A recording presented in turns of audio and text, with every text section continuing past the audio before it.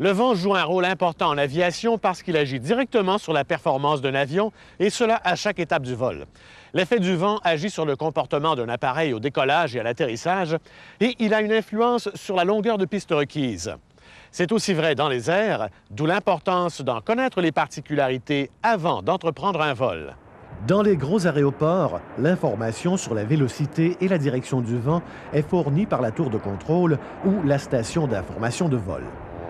Une manche à vent est un bon indicateur de la direction et de la vélocité du vent. À l'horizontale, 15 nœuds et plus. 5 degrés sous l'horizontale, 10 nœuds. 30 degrés sous l'horizontale, 6 nœuds. Mais comment évaluez-vous le vent sans ces outils?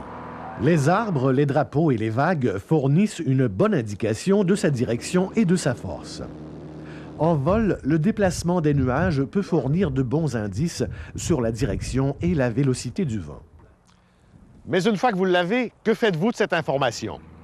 Décoller et atterrir se fait contre le vent afin d'optimiser le rendement de l'appareil et l'utilisation des pistes. Un appareil soumis à des vents traversiers ne pourra atterrir ou décoller au-delà d'une certaine limite acceptable. Cette information se trouve habituellement dans le manuel de l'opérateur. En vol, un vent arrière vous mènera à destination plus rapidement et vous fera économiser du carburant. Un vent contraire, par contre, diminuera votre vitesse au sol et vous consommerez davantage de carburant. Tenez compte de ces facteurs en préparant votre plan de vol. On ne peut voir le vent, mais on peut clairement en sentir les effets. Et si vous voulez en connaître la force et la direction, ne cherchez pas trop loin. La réponse est sous vos yeux.